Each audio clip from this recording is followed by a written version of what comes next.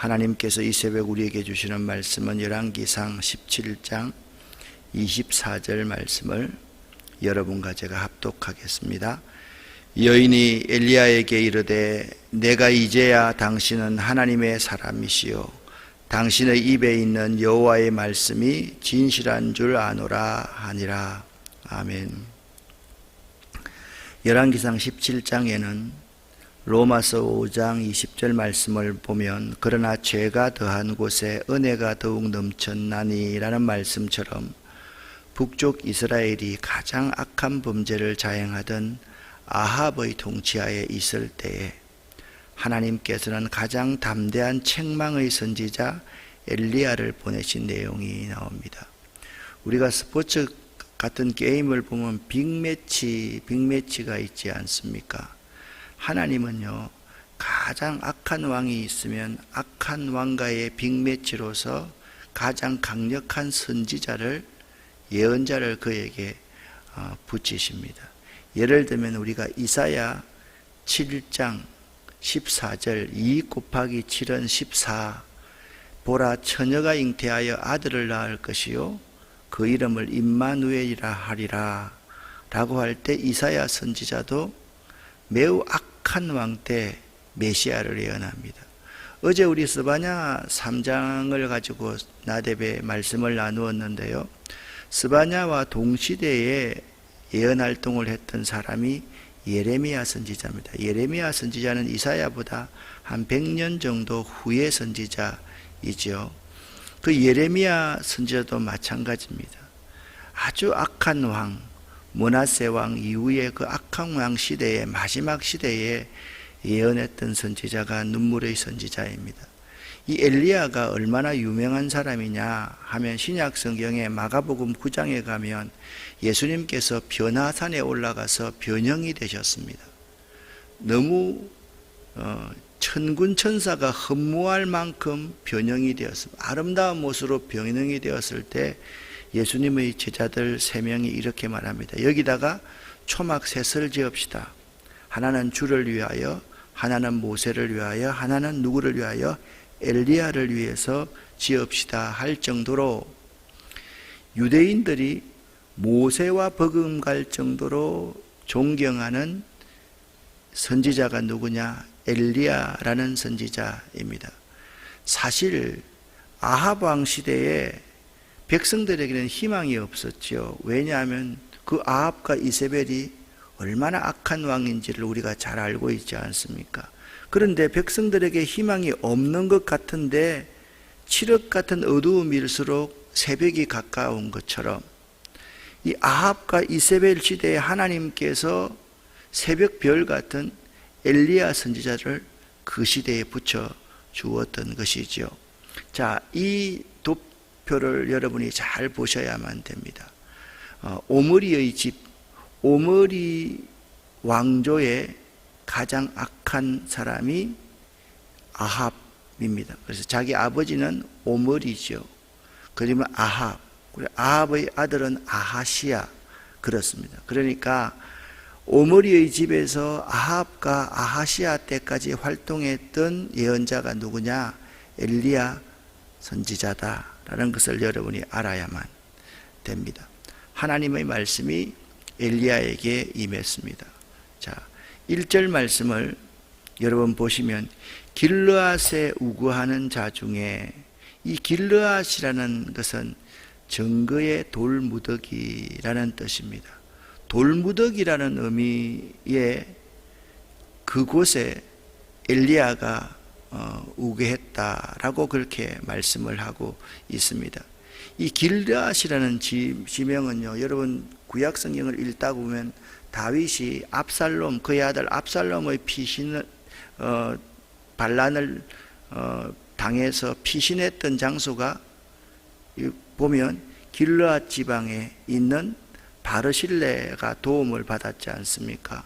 그러니까 길르앗은 여러분 생각할 때 요단강이 있으면 젖과 꿀이 흐르는 가나안 땅에 들어가기 전에 먼저 두 지파 반이 거했던 곳이 길르앗 땅이라는 것을 알 수가 있습니다. 그런데 디셉 사람이라고 하는데 이 디셉이라는 지명은 사실상 알려져 있지 않습니다. 성경에 6번 이상 디셉이라는 지형이 나오는데, 여하튼 길르앗 지방의 북쪽 쪽에 위치해 있는 어느 마을, 이름 없는 마을이 있을 거다. 그건 참 중요한 게 아니죠. 그런데 엘리야라는 이름이 중요해요. 엘리야 또는 엘리야후라는 말은 어떤 뜻인가 하면 여호와는 하나님이시다라는 뜻입니다.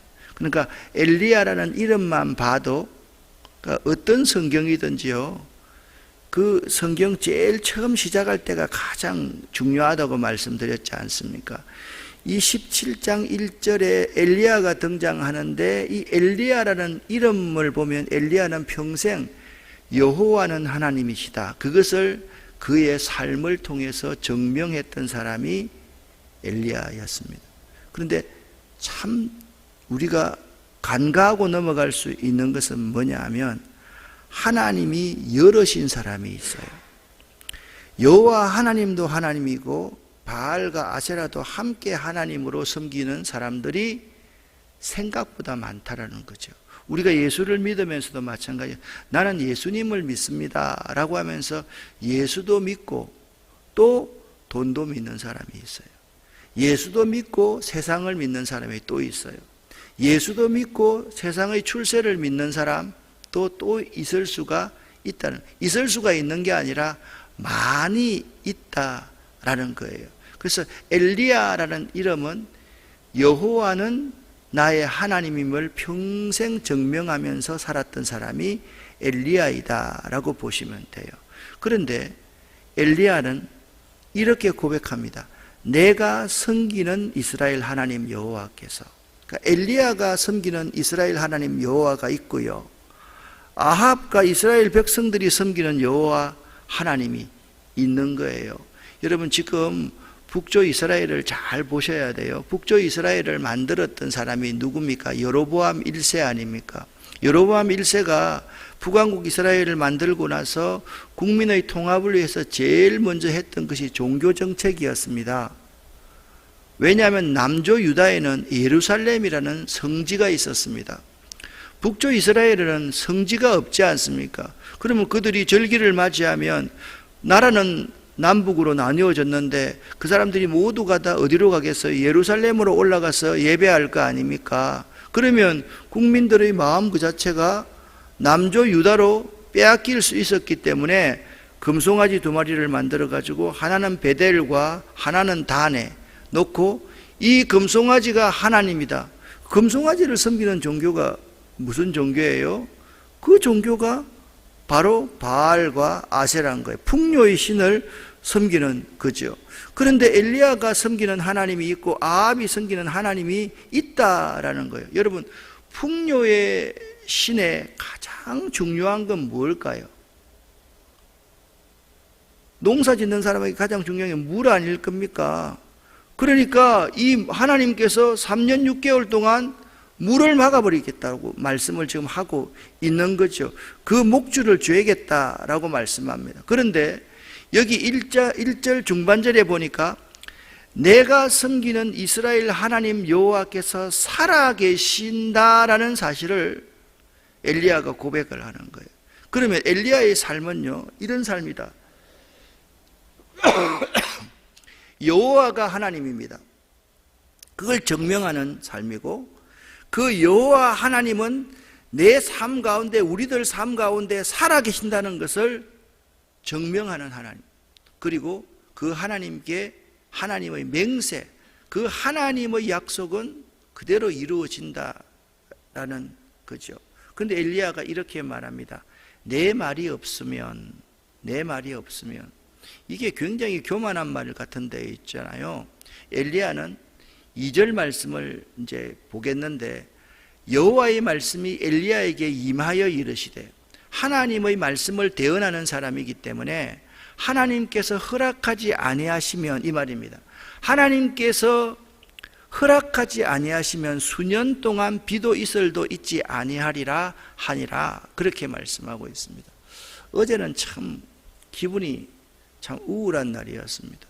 왜냐하면 예배를 드리고 나서 예배를 잘 드렸어요. 근데 환경센터에 갔더니 아니 우리 저 병룡이가 없는 거예요. 그 녀석이 내가 어릴 때부터 장염 걸린 놈을 병원에 데리고 와서 키워 살렸던 놈인데 그 놈이 없어요. 그래서 내가 막 찾았어요. 어디 갔느냐고 불렀더니 아니 좀 있다가 병룡이가 죽었다는 거예요.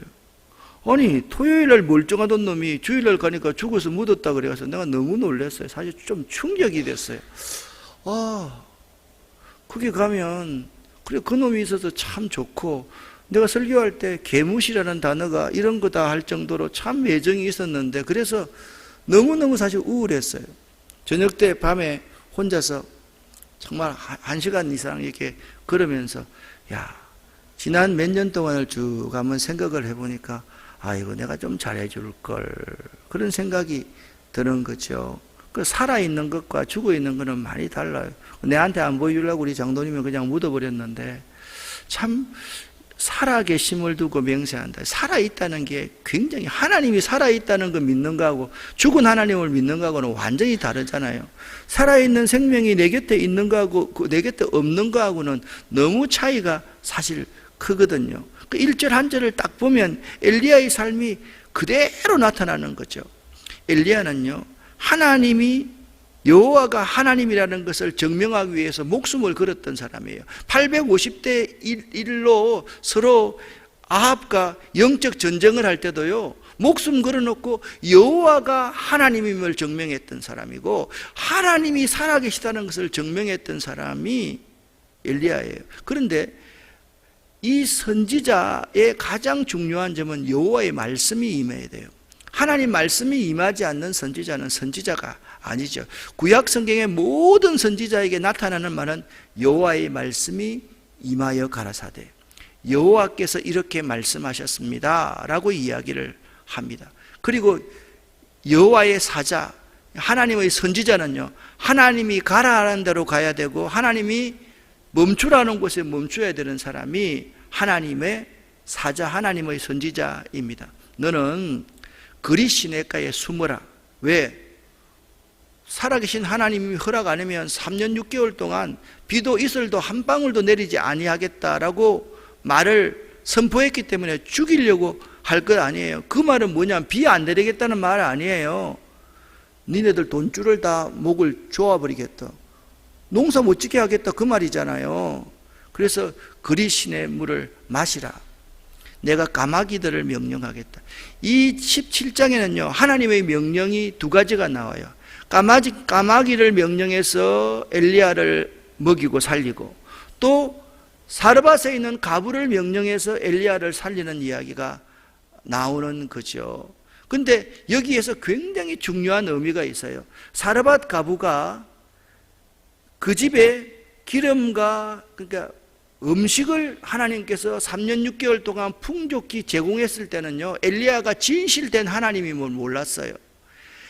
이 사르밧 가부가 엘리야가 진실된 하나님의 종이라는 것을 고백했을 때는 자기 아들이 죽었는데 죽은 아들을 살려놓으니까 24절에 말합니다. 당신이 진짜 선지자임을 내가 압니다. 그리고 당신의 말씀이 진실한 줄 압니다. 여러분 사람은 이런 거예요. 물질의 문제를 해결되면요 사업이 잘 되면요 하나님이 진실한 하나님일 걸 고백할 것 같지요? 아니에요. 그건요 허상이에요. 진실된 하나님을 고백하는 것은 물질의 축복이 있는 것이 아니라요 내가 가장 아끼고 사랑하는 내 생명을 구원받았다는 사실을 확신할 때 그는 하나님이 진실된 하나님임을 고백하는 거예요. 엘리야가 여호와만이 하나님이라고 고백하는 것은 엘리야 스스로가 물의 문제를 해결하고 경제적인 문제를 해결하는 선지자가 아니라 생명 이 자체의 문제를 해결하는 선지자라는 사실을 우리에게 보여주고 있는 거죠. 엘리야가 여호와의 말씀과 같이 하여 머물었습니다. 그러니까 엘리야는 순종하는 사람이어야 돼요. 순종하지 않으면 하나님의 사람이 될 수가 없어요. 그리고 하나님께서 까마귀가 가져왔다 그러는데 하나님이 까마귀를 명령해서 엘리야를 먹였다라고 그렇게 말씀을 해석하는 게 더 옳겠지요. 땅에 비가 내리지 아니하므로 얼마 후에 그 시내가 말랐습니다. 그 시내가 마르니까 엘리야가 그곳에 살 수 있겠어요? 없겠어요? 없으니까 엘리야를 살리기 위해서 하나님이 두 번째 명령합니다. 사르밧 가부에게로 가라 라고 명령합니다. 2절에서도 여호와의 말씀이 엘리야에게 임하여 이르시되라고 말씀하고 있고 8절에서도 여호와의 말씀이 엘리야에게 임하여 이르시되, 엘리야는 하나님의 말씀만 대언하는 사람이지 자기 말을 해서는 안 되는 사람입니다. 목회자도 마찬가지입니다. 설교 시간에 하나님 말씀을 대언하는 사람이야지 자기 생각, 어떤 학문적인 이론을 줄줄 늘어놓는 존재가 아니라는 것을 알아야 돼요. 목회자의 가장 큰 심판은 그거예요.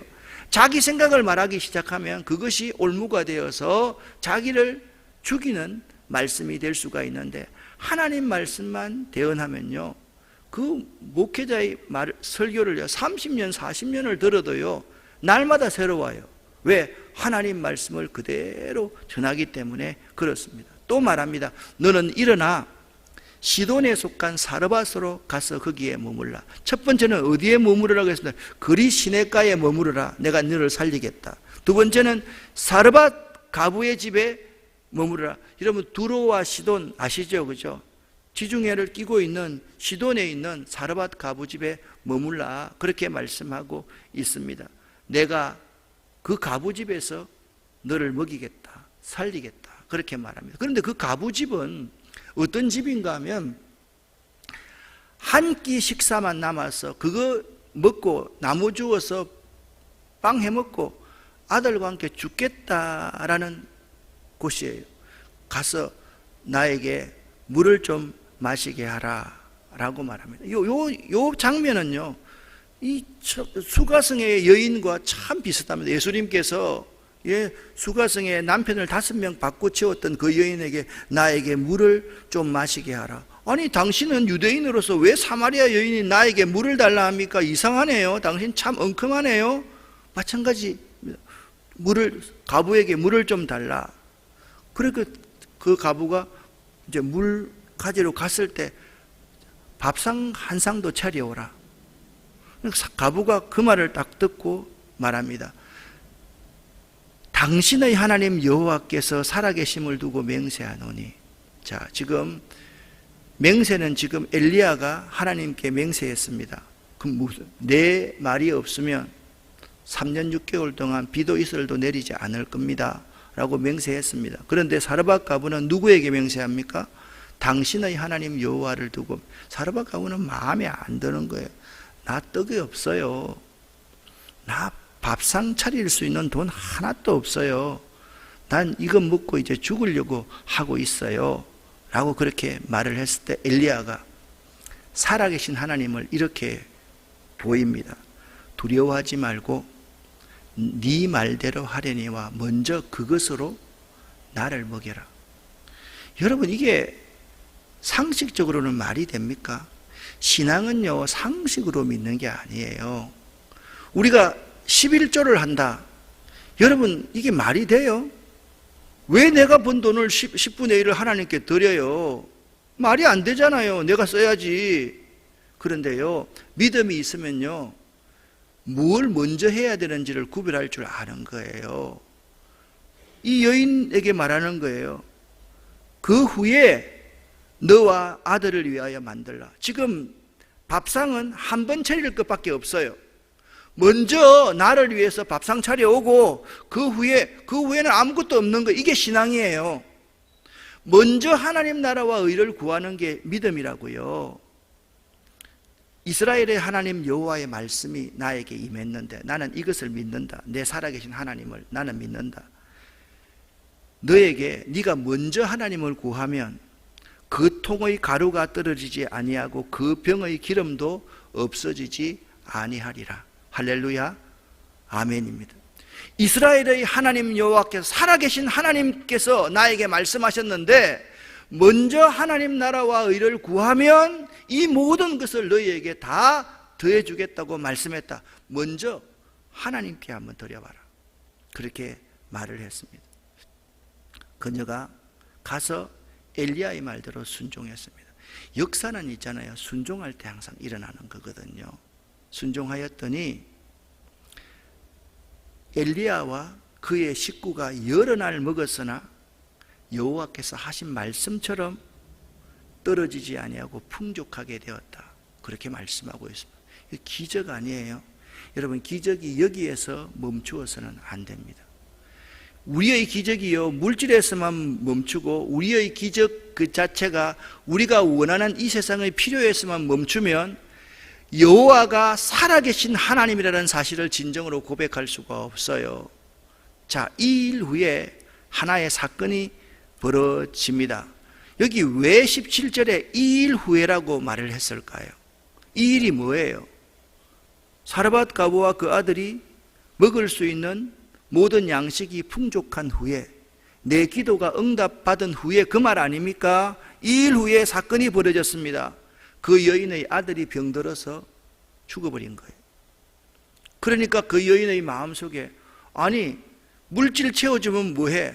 당신 와서 당신 잘 공개하니까 아들 죽었는데 내 아들 잡아먹으러 왔잖아. 왜 당신이 와서 내 아들이 죽어?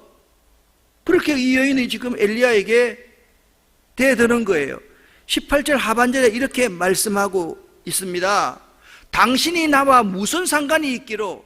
첫 번째, 내 죄를 생각나게 하고. 엘리야가 와가지고 계속 죄가 뭐냐 말이야. 네 임의대로 하나님을 섬기는 게 죄가 아니냐. 하나님의 뜻을 먼저 구하는 게 그게 신앙이지. 네 먹고 살고 죽겠다고 생각하는 그게 죄 아니냐 말이야. 먼저 하나님께 한번 드려봐라. 그걸 깨우쳐 주었고, 두 번째는 또 내 아들을 죽게 하려고 내게 오셨나이까. 지금 당신 먹인 게, 자 여러분 묻습니다. 엘리야를 대접한 게 자기 것 가지고 대접했어요? 하나님이 풍족히 주는 것 가지고 대접했어요? 대답해 보세요. 여러분과 저에게 있는 게, 여러분과 저에게 제가 드리는 것이 내가 노력해서 하나님께 드렸어요? 아니면 하나님이 주신 것으로 드릴 수 있었어요? 이게 굉장히 중요해요. 그 여인이 신분이 뭡니까? 과부입니다. 과부는 자기가 벌어서 먹을 수 있는 사람이 아니에요. 과부는 누군가의 도움을 받아서 살아갈 수 있는 사람이 과부인 거예요. 그러면 이 여인은 지금 한 끼 먹고 죽겠다고 하는 이 모든 것도 누군가의 도움을 받은, 이제 도움이 끊어졌다는 말이에요. 근데 그 도움이, 인간의 도움은 한계가 있죠. 하나님의 도움만이 진정한 도움이지요. 엘리야가 말을 합니다. 그 아들을 나에게 달라. 그 여인의 품에서 그 죽은 싸늘한 시체를 안고서 다락방에, 그가 거처하는 다락방에 올라가서 침상에 누이고 따라합시다. 여호와께 부르짖어 가로되. 엘리야가 기도하기 시작합니다.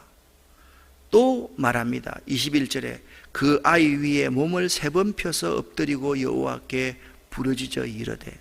엘리야가 기도하니 이 아이를 살려 주옵소서 하나님. 그랬더니 22절에 여호와께서 엘리야의 소리를 들으심으로 아이가 살아난 거예요. 아이를 안고 다시 다락방에서 내려온 거예요. 우리가 기도하기 위해서는요, 성전에 올라가야 되고요, 기도 응답 받고는요, 그 아이를 안고 세상으로 내려가야 돼요. 그 어머니에게 주며 말합니다. 보라, 내 아들이 살아났느니라.